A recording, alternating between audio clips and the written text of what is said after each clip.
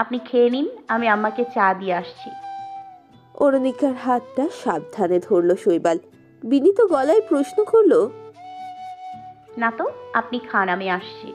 আম্মার চায়ের দেরি হয়ে যাচ্ছে। অরুণিকা চোখের সাথে অধর বিস্তৃত করলো, শীতল গলায় বলল।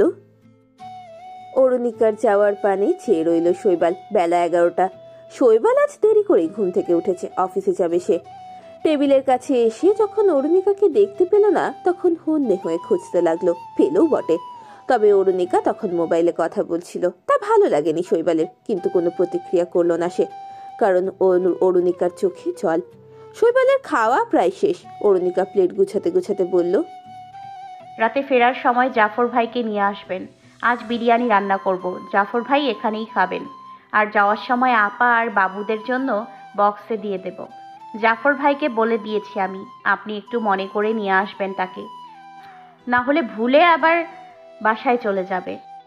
শৈবাল স্থির নিমগ্ন। অরুণিকা আচানক ঠাউর করলো টেবিলের ওপরে রাখা শৈবালের বাম হাতটা কাঁপছে। ভয় জড়িত গলায় বলে ওঠে অরুণিকা, শৈবাল, খারাপ লাগছে আপনার? নত মুখ উঁচু করে শৈবাল। তার রক্তিম চোখ জোড়া দেখে আটকে ওঠে অরুণিকা। ভয়ঙ্কর এক শ্বাস ফেলে বলে, কি হয়েছে শৈবাল? শৈবাল অতি শীতল গলায় বলল, না ওরু, ওই বাড়িতে শিমুলও তো আছে, ওর জন্য পাঠাবে না? অরুণিকা ছোট্ট শ্বাস ফেলে বলল, পাঠাবো, আমি ভুলে গিয়েছিলাম। দাপিয়ে ওঠে শৈবাল। ঝট করে দাঁড়িয়ে ডাইনিং টেবিলের উপরে আস্ত একটা ঘুষি বসিয়ে বলল, তুমি ওর জন্য কেন পাঠাবে? অরুণিকা ভড়কে যায়। পলকেই ক্ষিপ্ত হয়ে ওঠা শৈবালের রক্তিম নেত্র যুগল তার বুক কাঁপিয়ে দিচ্ছে। অরুণিকা কয়েক কদম পিছিয়ে যায়। তার পাশে অ্যাকুরিয়াম। শৈবাল তটস্থ পায়ে অরুণিকার কাছে গিয়ে দাঁড়ালো। অরুণিকার দুই বাজু চেপে ধরে তিরিক্ষি গলায় বলল, বলো কেন পাঠাবে ওর জন্য? অরুণিকা কোনো জবাব খুঁজে পেল না। থরথর করে কাঁপছে শৈবাল। তার মাথার দুই পাশের রগ ফুলে উঠেছে, গলার শিরাগুলো যেন ছিঁড়ে বেরিয়ে আসবে। পুরো ওষ্ঠ ধরে গহন বিধুরতা। অরুণিকার মনে হচ্ছে তার সামনে কোনো ভয়ঙ্কর দৈত্য দাঁড়িয়ে, যে তার আঙুলের ধাক্কাতেই সব ভুলুণ্ঠিত করে ফেলবে, দলিয়ে ফেলবে সব এক নিমেষে। শৈবাল রাগের বিস্ফোরণ ঘটিয়ে একটা কাণ্ড ঘটিয়ে ফেলল। অরুণিকার পাশে থাকা অ্যাকুরিয়ামে দুই হাতের সমস্ত শক্তি দিয়ে ধাক্কা দিয়ে মেঝেতে ফেলে দিল। কাচের অ্যাকুরিয়াম ঝমঝম শব্দে বিক্ষিপ্ত হতে লাগলো সারা মেঝেতে। গল গল করে তার পানি ছড়িয়ে পড়লো। ছিটকে তরপাতে থাকলো অ্যাকুরিয়ামে থাকা মাছগুলো। কোনোটার মাথা, কোনোটার বা লেজ কিংবা পিঠ কাটা পড়েছে কাছের টুকরোতে। কিছু কাঁচ আর পানি ছিটকে এলো অরুণিতার পায়ের ওপরে। অ্যাকুরিয়ামে থাকা ছোট্ট ছোট্ট শোপিসগুলো খুব পছন্দ করে কিনেছিল অরুণিকা। সব ভেঙে চুরে একাকার। শৈবাল শুধু চেয়ে রইল। তার দীর্ঘকায় দেহের কম্পন এবার প্রকট হয়ে ধরা দিচ্ছে নমিতা বেগম আর তৌফিক সাহেবের চোখে। তারা দুইজনেই হতবল দৃষ্টিতে তাকিয়ে রয়েছে। আওয়াজের আধিক্যে তারা নিজ রুম থেকে বেরিয়ে এসেছিলেন। দরজার কাছে তখন অরুণিকার বাবা মা। অরুণিকার মা মৌমিতা বেগম তখন অস্ফুট আওয়াজে ডাকলেন, অরুণিক। শৈবাল চট করে চাইল। শীতল স্থিমিত নিভে এলো তার রাগ। কিন্তু অরুণিকার বাবা মায়ের ভয়াতুর চাহনি তার শিরদাঁড়া বেয়ে নেমে গেল হিম শীতল স্রোত। অরুণিকার পায়ের চামড়া হালকা কেটে গেছে। ফর্সা টলটলে পায়ে রক্তের স্মিত ধারা শুকিয়ে গেছে। তার যত্নের সাথে তুলো দিয়ে মুছে দিচ্ছে শৈবাল। অরুণিকা প্রতিক্রিয়াহীন। তার বাবা মা এসেছিল তাকে একটা নজর দেখতে। অরুণিকার বড় খালা হঠাৎ অসুস্থ হয়ে পড়েন, তাই তিনি ফোন করেছিলেন মৌমিতা বেগমকে। গ্রামে থাকেন অরুণিকার খালা। অনেকগুলো বছর তার খালার ছোট ছেলে তাদের এখানে থেকেই পড়াশোনা করেছে। তা এখন গ্রামে বাবার সাথে ব্যবসায় হাত দিয়েছে। গ্রামে যাওয়ার পূর্বে মেয়েকে এক নজর দেখে যেতে চেয়েছিলেন অরুণিকার বাবা সাদেক হাসান, কিন্তু ভাবতেও পারেননি এমন একটা ঘটনার সম্মুখীন হতে হবে তাদের। অরুণিকার বাবা মা অল্প সময় ছিলেন। সেই সময়টুকুতে একা হাতে সব পরিষ্কার করেছে শৈবাল। তারা শুধু নির্বাক দৃষ্টিতে চেয়ে দেখেছেন। অরুণিকার বাবা মাকে হালকা নাস্তা দিলে তারা তা খেয়ে কিছু সময় পর বিদায় নিয়ে চলে যান। যাওয়ার আগে শৈবালের সাথেও কথা হয় তাদের। তাদের মধ্যে কোনো ক্ষোভ ছিল না, যেন কিচ্ছুটি হয়নি। অরুণিকার পায়ে চুমু খেলো শৈবাল। চটজলদি শৈবালের উরুর ওপর থেকে পা নামিয়ে নিল অরুণিকা। বৃতৃষ্ণা নিয়ে বলল, এসব কি করছেন আপনি? শৈবাল অনুতপ্তর সাথে বলল। আই এম সরি অরু, আমি ইচ্ছে করে তোমাকে আঘাত করিনি। অরুণিকা কঠোর গলায় বলল। আমি কখন বললাম ইচ্ছে করে করেছে? তুমি আমার উপর রেগে আছো অরু? আমার চেহারায় কি তা লেখা আছে? সরি অরু। অরুণিকা শান্ত চোখে তাকালো। চেয়ে ওই মানুষটার সাথে রাগ করে থাকতে পারে না সে। অরুণিকা বিছানা থেকে উঠে দাঁড়ালো। চঞ্চল পা দুটো কয়েক কদম এগিয়ে যেতেই তাকে পেছন থেকে জাপটে ধরলো শৈবাল। বুকের মাঝে গুজে রাখলো। অরুণিকার চোয়াল শক্ত। শৈবাল আহত গলায় বলল। তুমি এখনো রেগে আছো অরু? সরি বলেছি তো। অরুণিকা বদ্ধ শ্বাস ফেললো। তার গলা কাঁপছে। শক্ত কণ্ঠে বলল। ছাড়ুন আমাকে। প্লিজ সরি, আর হবে না এমন। কি হবে না? কি করেছেন আপনি? অরুণিকার চুলে মুখ ডোবালো শৈবাল। লম্বা শ্বাস টেনে নিয়ে বলল। আমি আর এমন করব না, প্লিজ তুমি রাগ করো না। আব্বু আর আম্মুকেও সরি বলবো। অরুণিকা শব্দহীন শ্বাস ফেলল। টকবকে কণ্ঠে বলল। ছাড়ুন শৈবাল। তুমি এখনো রেগে আছো? অরুণিকার মেজাজ চওড়া হলো। এক কথা বারবার। এবার সত্যি তার রাগ হচ্ছে। রাগের দমকে তার ঠোঁট কাঁপছে। অরুণিকা কি ভাবলো কে জানে। এক পলকেই পেছনে ফিরে শৈবালের পোলো শার্টের কলার খামচে ধরলো। সময় দিল না শৈবালকে। তার ওষ্ঠধরের ভাঁজে নিজের পাতলা অধর পল্লব জড়িয়ে নিল। অরুণিকার অবিশ্বাস্য কাণ্ডে হতবাক শৈবাল। তবে প্রেয়সীর গহন ছোঁয়া তাকে অবাধ প্রেম ক্রিয়ার জন্য জাগ্রত করলো। দুই হাতে অরুণিকাকে নিজের বুকের মাঝে দলিয়ে ফেলল শৈবাল। ব্যয়িত সময় অগণিত। একে অপরের অধর্ষতায় কত সময় মত্ত ছিল কারো জানা নেই। অরুণিকা দুর্বোধ্য চাহনিতে ক্লান্ত স্বরে বলল। এবার বুঝলেন তো আমি রেগে নেই? শৈবাল চোখে হাসল। নিচ্ছিদ্র দূরত্ব তাদের মধ্যে। অরুণিকা নিষ্পলক দৃষ্টিতে তাকিয়ে আছে। শৈবাল ঘাড় কাত করে আর এক দফা প্রেমময় বর্ষণের বজ্রপাত ঘটালো। চোখ পিটপিট করছে অরুণিকা। তার অসংবৃত দেহকে জড়িয়ে রেখেছে শৈবাল। গলার কাছে উষ্ণ শ্বাসের বিচরণ। শৈবাল ঘুমিয়ে পড়েছে। তার ভারী শ্বাস আছড়ে পড়ছে অরুণিকার গলদেশ থেকে বুকে। অরুণিকার সচলতায় কিঞ্চিত নড়ে ওঠে শৈবাল। শক্ত হলো তার হাতের বেষ্টনী। অরুণিকা হালকা গলায় বলে ওঠে। শৈবাল লাগছে আমার। নিদ্রাচ্ছন্ন শৈবালের কর্ণকুহরে পৌঁছল না তা। মাথাটা নামিয়ে অরুণিকার বুকের উপরে আনলো। অরুণিকা ছোট্ট শ্বাস ফেলে ঘড়ির দিকে তাকালো। এক ঝলক আলো এসে পড়ল তার চোখের কোটরে। নিভু নিভু চোখে দেখে নিল সময়। সন্ধ্যা 6টা। আজ সারাদিন শৈবাল বাসায়, অফিসে যায়নি সে। সকালের ঘটনা এতটাই বিক্ষিপ্ত করেছিল সবকিছু।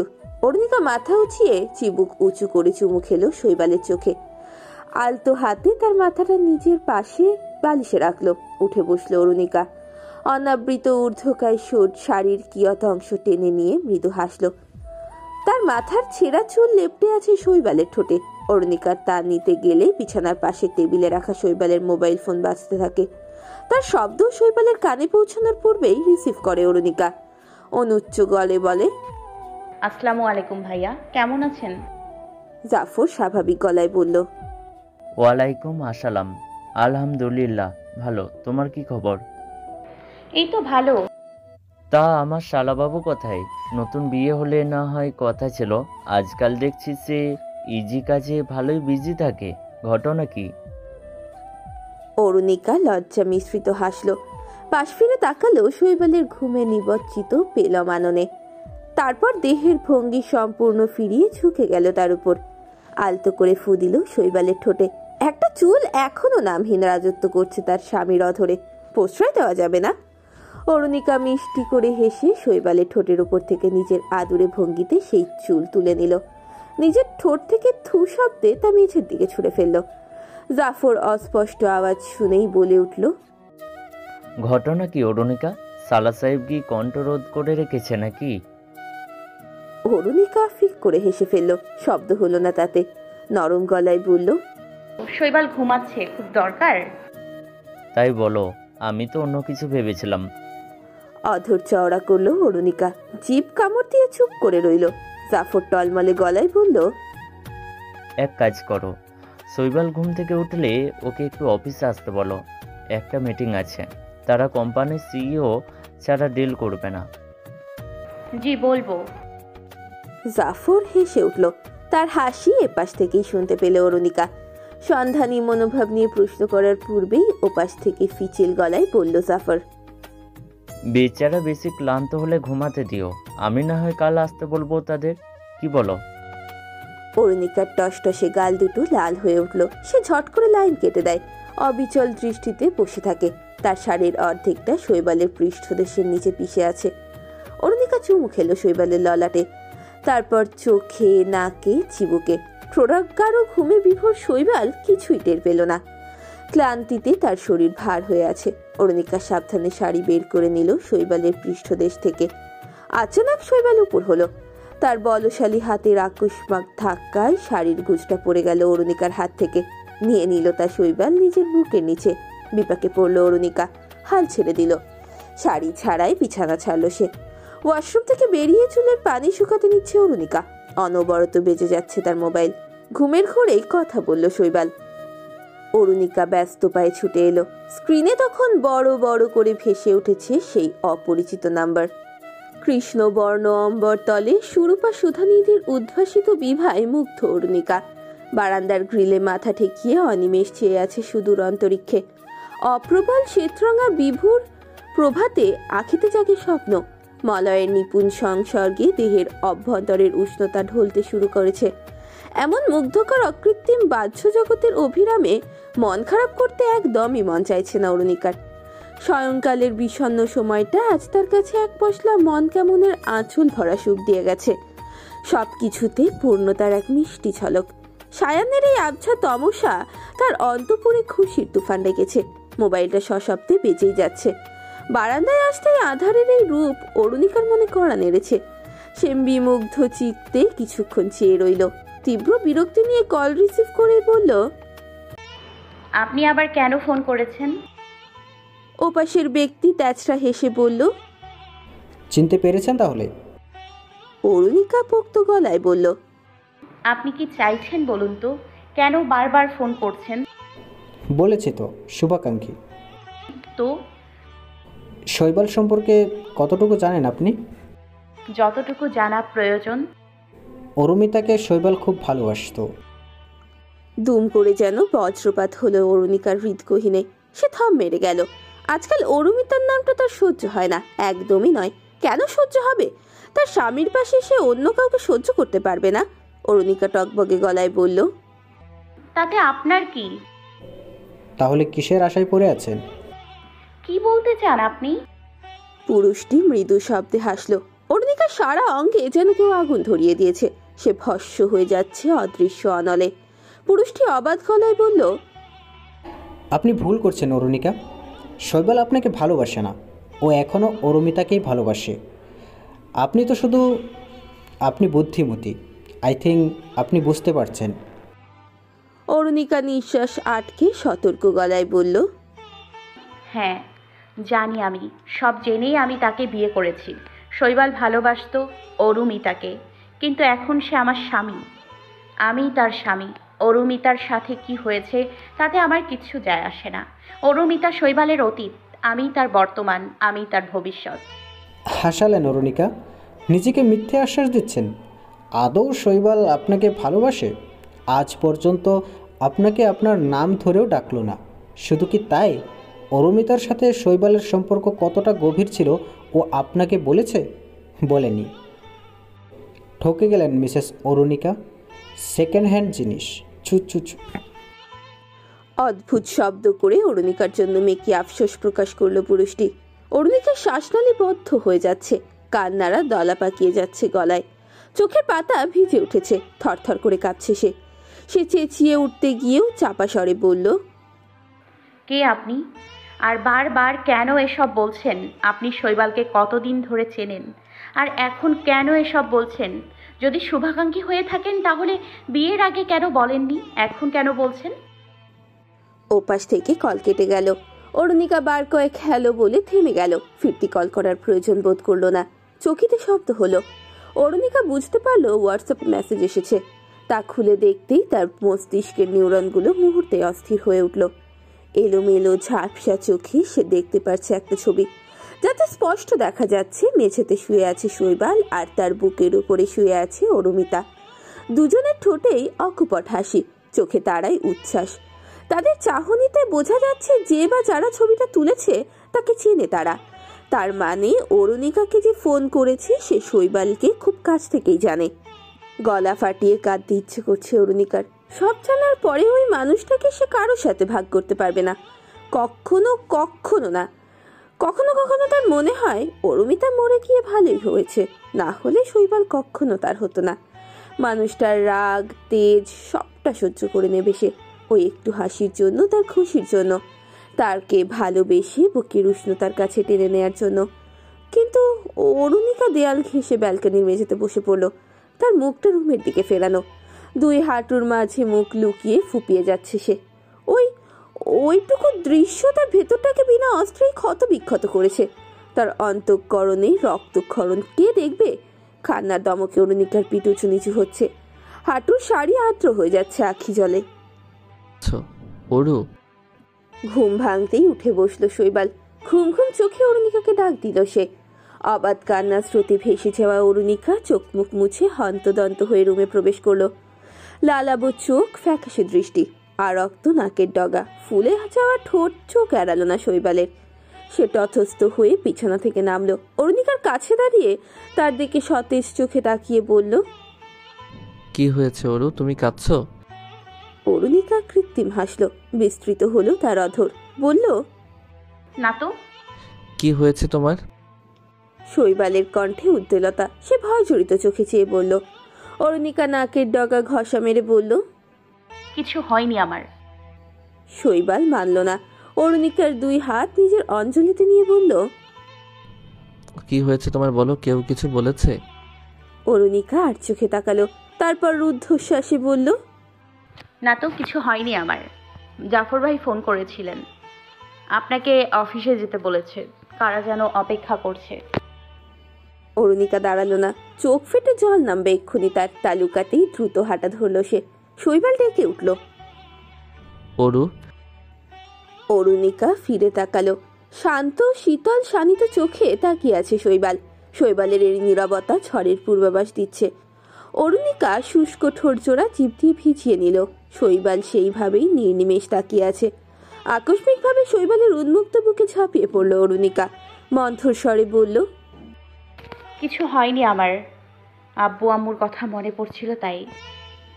তাকে আলগোছে জড়িয়ে ধরল শৈবাল, স্নেহাসক্ত গলায় বলল, তারা ফিরে আসুক, নিয়ে যাব তোমাকে।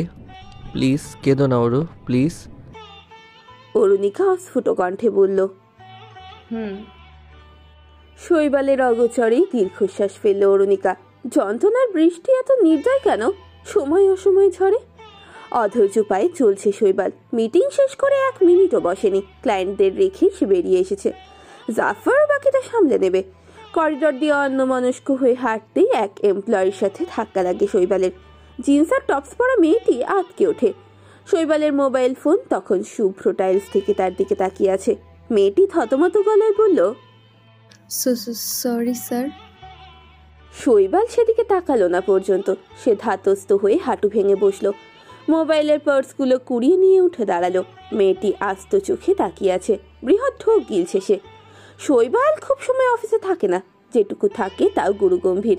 তাকে হাসতে খুব কম মানুষই দেখেছে অফিসের। এমপ্লয়ীদের কাছে তো সে একটা যন্ত্র মানব, যার চাবি সে বাড়িতে রেখে আসে। খুব কম কথা বলে শৈবাল। অফিসের গুরুত্বপূর্ণ বিষয়গুলো ছাড়া বাকি বিষয় সে উদাস থাকে, কিন্তু নিয়ম শৃঙ্খলার ব্যাপারে অত্যন্ত কঠোর। মেয়েটি এখনো দাঁড়ানো আছে। শৈবাল মোবাইল সেট করে অন করলো। মেয়েটি আবারও ভয়াতুর কণ্ঠে বলল, I am really sorry sir. Mobile on হতেই মাথা ঝাঁকালো শৈবাল, গাঢ় কণ্ঠে বলল, দেখে হাঁটো। জি স্যার। শৈবাল হাঁটা ধরলো। একবারের জন্য মেয়েটির দিকে তাকালো না। তবে মেয়েটি অবাক হয়নি। শৈবালের এরূপ আচরণ সম্পর্কে সবার ধারণা আছে। ক্যান্টিনে কোল্ড ড্রিঙ্ক পান করছে তন্দ্রা। তার ফাঁকেই ঝকমকে গলায় বলল, এই শৈবাল স্যারটা কি দিয়ে তৈরি বলতো? মানে সিরিয়াসলি, আমার তো তাকে রোবট ছাড়া কিছুই মনে হয় না। ধাক্কা লেগে মোবাইল পড়ে গেল, কই ভাবলাম একটা রাম ধমক দেবে, তা না, বললো দেখে হাঁটো। আরে ভাই, না দেখে কেউ হাঁটে নাকি? হ্যালো গাইস, ভিডিওটি ভালো লাগলে একটু লাইক করে দিও আর অবশ্যই কমেন্ট করে জানাও ভিডিওটি তোমাদের কেমন লেগেছে। আর ভিডিওটির পরবর্তী পার্ট খুব তাড়াতাড়ি আসবে, তো যারা এখনও চ্যানেলটিকে সাবস্ক্রাইব করোনি প্লিজ পরবর্তী পার্টগুলো দেখার জন্য চ্যানেলটিকে সাবস্ক্রাইব করে পাশে থাকা বেল আইকনটি প্রেস করে দিও। ধন্যবাদ সবাইকে, আমাদের সাথেই থেকো।